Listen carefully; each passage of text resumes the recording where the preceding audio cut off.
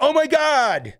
Rogue looks OPAF. Absolutely amazing. And she's going to be the next Horseman. And this is actually overall a pretty good blog post. So you're going to want to catch all of it. But I'm really taken back by Rogue's kit right here. Looks like it's going to be amazing. A lot of exciting information to share today. First, quick reminder that information is subject to change before going live in the game. All right, let's do this thing. Famine, Horseman, Rogue. So she's going to be the next Horseman, of course. The next Scourge event is probably going to be next patch, probably a month and a half away. And in nodes 5 and 10 will be A-Force, Young Avengers, and Inhumans. So hopefully that won't be an RNG fiesta. Nico's kit does have a lot of RNG, so we will see. Apocalypse has chosen his second Horseman, Rogue. This powerful mutant will lead the team of Unlimited X-Men, and it's going to be a Crucible team with a small modification for defense, but not going to be like a defensive-only team like Heroes for Hire. We're going to get into that. Consisting of the recently announced Gambit, Phantom X, and Dazzler, and then there's an unnamed fifth member. The fifth and final member is coming Rogue will be in version 6.2 and announced soon, so check back weekly. Unlimited X-Men will specialize in tipping the scales and battle in Cosmic Crucible, major source of teal gear. And then there are the requirements for nodes 5 and 10 in the next Scourge event. We're going to skip over all of this. Hero, Global, Mutant, Protector, Unlimited X-Men, Horseman, Legendary. She's going to be a Protector. Now, information that we don't have, we don't know her stats, specifically her speed, because some of her kit looks broken, right? And but we don't know what her speed is. We don't know her overall stats, but I'm expecting her to be amazing. And the way her kit reads really is, it feels like she's a legendary character. On spawn, apply defense up for 2 turns to self and all Unlimited X-Men allies.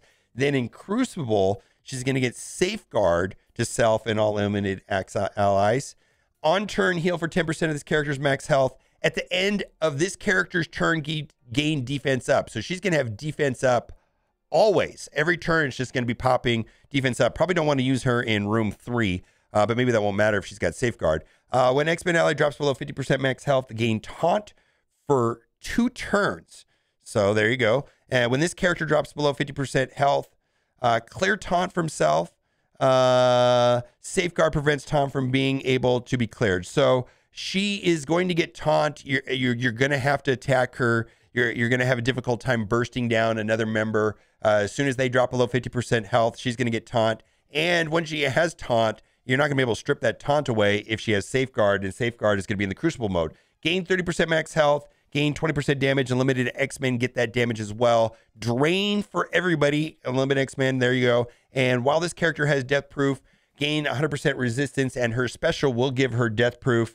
And then this is kind of an anti-Mr. Sinister mechanic right here. Clones of this character have reduced max health and speed than standard clones, and they cannot reach maximum ability levels. I guess they saw the videos about Mr. Sinister in the arena, and they were not having it. We're going to go to her special first, because I believe her kit is really all about this special. First of all, it is a 2-2 special, and she gains 50% turn meter when she uses it, and then her primary target gets minus 50% turn meter. That alone is bonkers. It's going to be going off always. It's like going off every 1.5 turns, right? But let's read what it does. Apply all the negative effects, well, not all, but most of them, with trauma to the primary target for 2 turns. Trauma, slow defense down, offense down, ability block, heal block, disrupted. Wow. Oh my God, right? That's bonkers alone right there. And this is going to be happening all the time. Reduce the speed bar of the primary target. Do damage. Then gain all of the following positive effects. Safeguard, speed up, taunt, defense up, offense up, immunity. Get 2 evasions and 2 death proof. And then when she gets the death proof, her passive gives her the boost where she gains a bunch of extra resistance, right? Oh my God, she's going to be the tank from hell. Fill speed bar by 50%, and then in Crucible, gain 500% extra focus for this attack. And at first, I was kind of annoyed with this, but then I read it, and it's not really. This is basically just an AI targeting enhancement. In Crucible defense, this attack targets the enemy with the highest speed bar instead of the primary target, ignoring taunt, and stealth. At first I was like, oh my God, are they really going to do defensive teams? No. And this kit really looks like it's going to be amazing almost everywhere. I mean, can you imagine this in the Doom raids, right? I mean, 2/2, this is going to be popping off all the time. Her ultimate, which is not terrible as well. 3/5, attack primary target for 450% damage, apply stun, attack all enemies for 450% damage, so it's AoE, copy and clear 2 positive effects from each enemy. That's amazing. Gain 100% extra focus for this attack. Attack is unavoidable and can't be blocked. This is a legendary character. I mean, this feels legendary. Feels very, very, very, very good. And then her basic attack, and no information on the assist, you know, the ISO assist, you know, or any of that like there. Clear all barrier on the primary target and attack for 300% damage. I imagine that's going to be very useful against Darkhold. Darkhold is a very barrier dependent team. If the primary target did not have barrier, bonus attack for 300% damage. So this is all great. She looks good. I'm excited. And then they also got a small modification for Gambit. And the reason why they did this is they just didn't want Rogue's name in Gambit's kit. But the way Gambit's kit reads now is when this character drops below 50% health for the first time, do the following, and they add or ally Rogue, so that she will get this also. Gain stealth for 2 turns and immunity for 1 turn, and clear defense down. Clear all defense down on this character, and that's when she drops below 50%. Fantastic. I'm excited about her. You excited about her? We're going to have to see how this plays out. We've got some more information coming up here about Spider-Woman. So hang on for a minute. We're going to get to the Spider-Woman because the Spider-Woman's kit is bugged, and they're going to talk about what they're going to do about that. The Chosen One. So this is for the Wong costume. It looks like this event's going to be relatively easy to complete, and they're giving us lots of information, which is a big change. Normally, these super complicated events, we have to do spreadsheets and all this, and they're actually giving us the information up front. So this is actually a departure from a communication we've had in the past. Portal, this opportunity is opening on May 17th at 5 o'clock with the upcoming Chosen One event, a slew of enticing rewards to bolster your roster. You have the opportunity of earning progress towards the 8th force of nature, getting closer to the Spider-Woman shards, and to add Wong's snazzy Sorcerer Supreme to your closet. Also looks like you're going to get some Darkhold shards, so I'm pretty excited about that. Unlocking Wong's Sorcerer Supreme costume. So this is the MCU Wong rather than the Joe Rogan Wong. If you want to deck out Wong in his Sorcerer Supreme costume and make both Doctor Strange jealous, you need to rack up yellow phase bits by completing the Ancient Arts milestone. And it looks like the phase bits come in at the end, so you have to complete all of the milestones to get the costume. But from the math that I'm getting from the community, it looks like it's going to be not easy to get, but easy to get for some people. The challenge is great, but it's worthy of the Sorcerer Supreme title. Unused bits will be converted just like they normally do. Ancient Arts milestone. So here's the event. Begin your path to cosmetic enlightenment. Wow. By earning progress towards the Ancient Arts milestones through battling an arena. You get 300 points for that. Winning in Blitz, and that's for Sim Blitz, 65 points. Milestones rewarded Supreme Phantasm Orbs. Those give Darkhold shards, actually, and other things. Yellow phase bits, which is get you the costume. Training modules, silver promotion credits, Elite 5 credits, and gear. Here it all spells out. And what I'm hearing from people, that is, if this is a 7-day event, and it looks like the data mine suggests it is going to be a 7-day event, that by doing 100 sim blitzes a day, we'll be able to finish this off without it. As long as you do 5 arena attacks and 100 sim blitzes, you should be able to finish this event from our initial quick math. So that means 3 to 4 complete roster rotations, and then you'll be able to get to the bottom, and there looks like there's an Elite 5, you know, half of an Elite 5 right there, then the phase bits. Yay! And then there's also a lot of other stuff in this event too. So it doesn't look like it's going to be a super punishing event. 3-4 rotations isn't, you know, the worst. We've been operating on 8 full roster rotations on some of these events lately. So 3 to 4 doesn't sound super bad. Now they got Supreme Phantasm Orbs. It's time to open. The orbs contain gold gear and shards for Darkhold.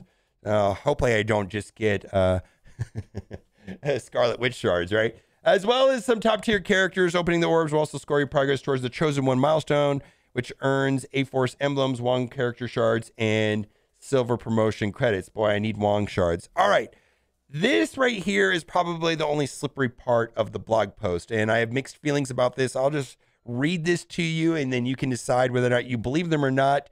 And this has to do with the character availability cadence. With a shift in 2021 away from releasing new characters through traditional legendary events to the new Scourge events, there arose a necessity to reevaluate and have discussions on when and where shards for newer characters become more widely accessible. In short, these discussions persisted longer than originally intended and caused the newer character shard availability to falter.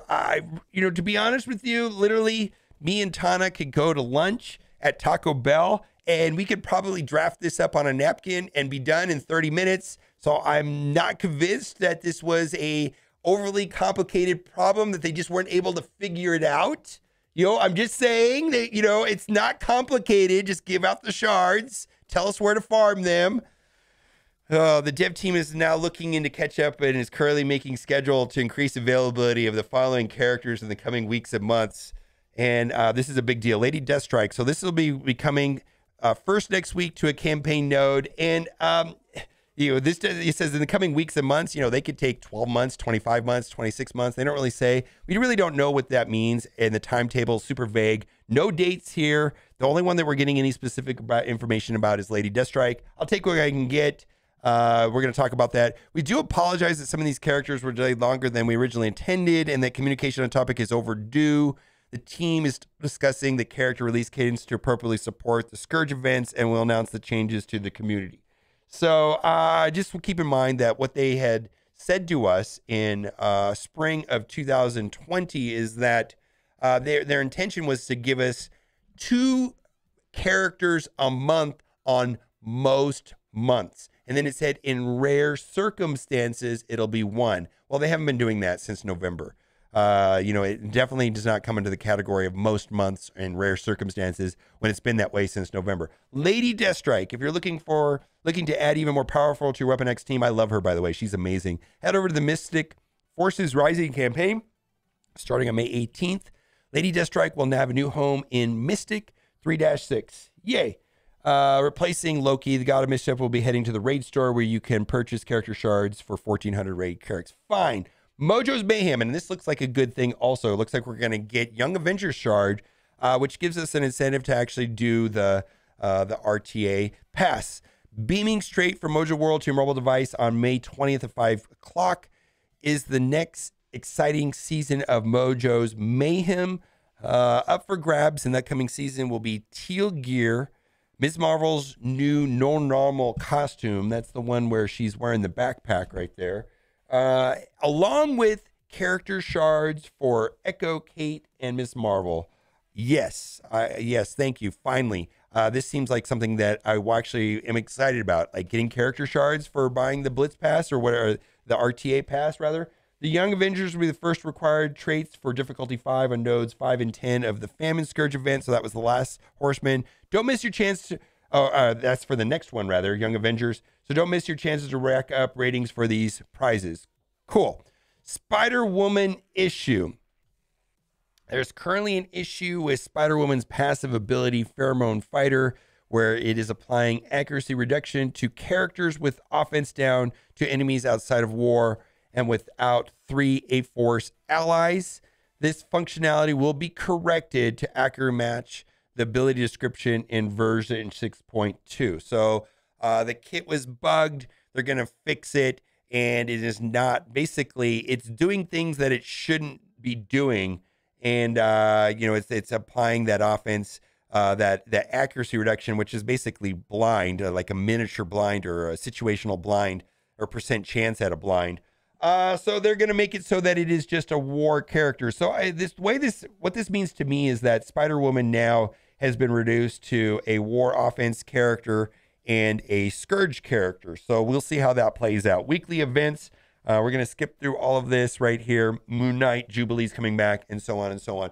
I just want to say there's also 3 other things that have happened in the last week that are not here in the blog post that are to the player's advantage.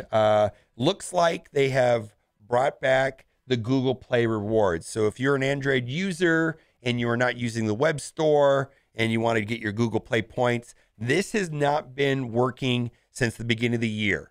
And so this is now back.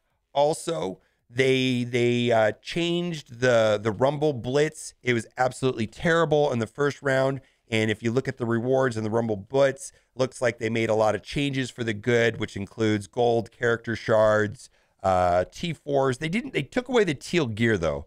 That is one thing. But anyways, it looks like they made it right. It's in the player's favor, largely for a lot of people. And then lastly, the other change that's not mentioned, which kind of surprises me, it looks like they're not their own cheerleaders, is what I'm trying to say, is that now that the payday event, if you have that event maxed out on a monthly basis, now gives 5.4 million gold, up from 3.6. So those are three things that just weren't mentioned.